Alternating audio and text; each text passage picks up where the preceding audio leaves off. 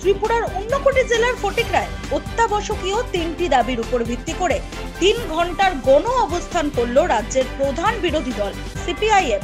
কর্মসূচি থেকে রাজ্যের শাসক দল বিজেপিকে বিভিন্ন ইস্যুতে এক হাত নেন বিরোধী দলের নেতৃত্বরা। ত্রিপুরায় সরকারি নেই বামেরা, কিন্তু আখেরে নিজেদের রাজনৈতিক ফায়দা তোলার লক্ষ্য হলেও রাজ্যের স্বার্থে এবং জনকল্যাণের আওয়াজ তুলতে ময়দানে লাল ঝান্ডার সৈনিকরা।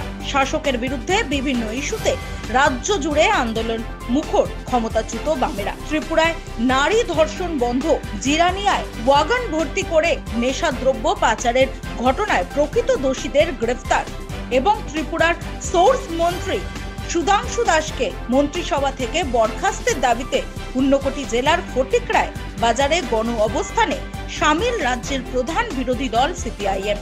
দলের কুমারঘাট মহকুমা কমিটির উদ্যোগে আয়োজিত এই কর্মসূচিতে উপস্থিত ছিলেন সিপিআইএম রাজ্য সম্পাদক মণ্ডলীর সদস্য অমিতাভ দত্ত, দলের রাজ্য কমিটির সদস্য স্বপন কুমার বৈষ্ণব, দলের কুমারঘাট মহকুমা কমিটির সম্পাদক তথা প্রাক্তন বিধায়ক সমীরণ মালাকার, রাজ্য কমিটির সদস্য সাধন কুমার চাকমা।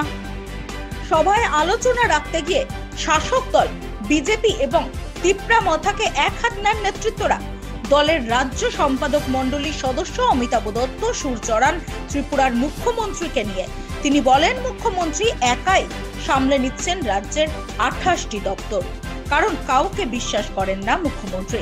তিনি বলেন, এই সব দপ্তরের ফাইল খোলারই সময় নেই মুখ্যমন্ত্রীর। বিরোধী দল সিপিআইএম কে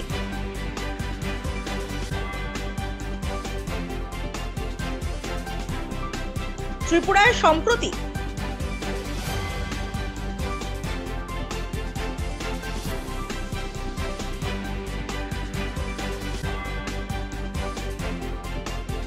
এই নিয়েও এদিন প্রশ্ন তোলেন বাম নেতা অমিতাভ দত্ত। মন্ত্রী 28টা দপ্তর, কাউকে বিশ্বাস করে কার হাতে দায়িত্ব দেবে? 28টা দপ্তর অচল হয়ে আছে। ফাইল কখন করবে, ফাইল কখন দেখবে? শুধু তো সিপিএম এর বিরুদ্ধে কুৎসা অপপ্রচার ছাড়া তার কোনো কাজ নেই, কোনো কাজ নেই। স্বরাষ্ট্রমন্ত্রী কেন জবাব দেবেন না? পুলিশ কেন অযৌক্তিক পালন করবার জন্য পিকেটারের ভূমিকা নেয়? এদিন নিজ বক্তব্যে ত্রিপুরায় সম্প্রতি শাসক জোটের শরিক দলের ডাকে হওয়া ধর্মঘটকে এদিন তিপ্রা মথা এবং বিজেপির ষড়যন্ত্র বলে আখ্যায়িত করলেন বাম নেতা অমিতাভ দত্ত। তিনি অভিযোগ করেন, তিপ্রা মথা এবং বিজেপি নিজেদের মধ্যে আলোচনা ক্রমে জাতি বিদ্বেষমূলক বিভাজনের রাজনীতি করে রাজ্যের জ্বলন্ত ইস্যু থেকে মানুষের মোড় ঘোরানোর চেষ্টা করছে। অমিতাভ দত্তের অভিযোগ, রাজ্যে বন্ধ রেখে ষড়যন্ত্র করে সন্ত্রাস কায়েম করলেই রাজ্যের মানুষ ভুলে যাবে জিরানিয়ায় কত ওয়াগন নেশা সামগ্রী উদ্ধার হয়েছিল বা এর দাম কত কোটি টাকা ছিল। মানুষ ভুলে যাবে অমরপুরে ঘটে যাওয়া এক মাকে গণধর্ষণ করে খুনের ঘটনা।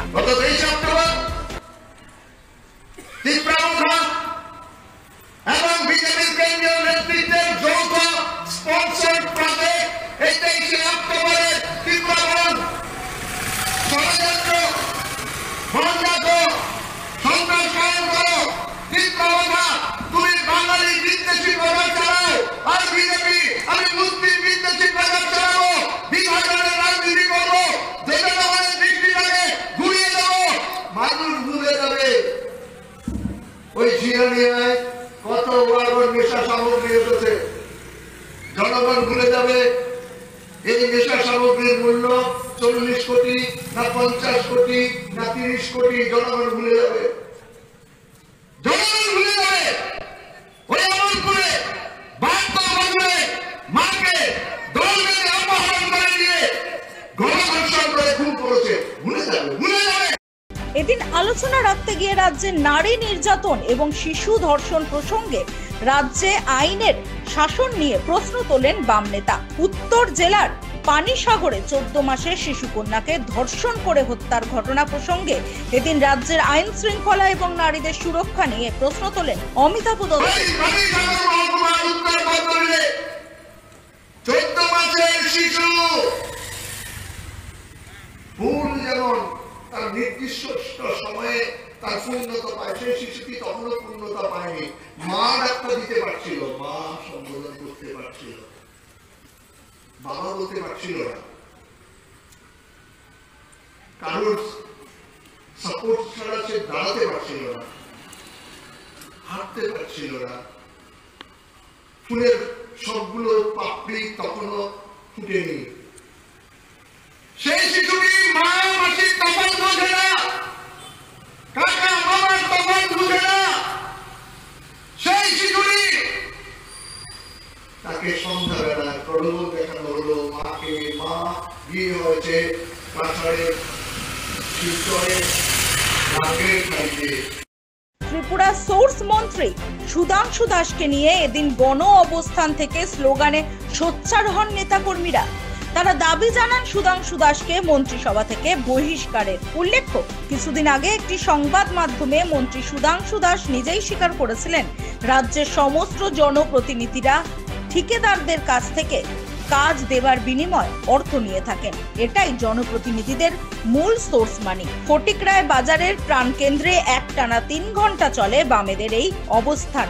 এই আন্দোলনের মধ্য দিয়ে আগামী দিনে বামেরা রাজ্য রাজনীতিতে নিজেদের তুলে ধরে কতটুকু জনসমর্থন কুড়োতে পারবে বা জনগণের থেকে কতখানি ইতিবাচক সাড়া পাবে তা এই মুহূর্তে যথেষ্ট সময় সাপেক্ষ বিষয়।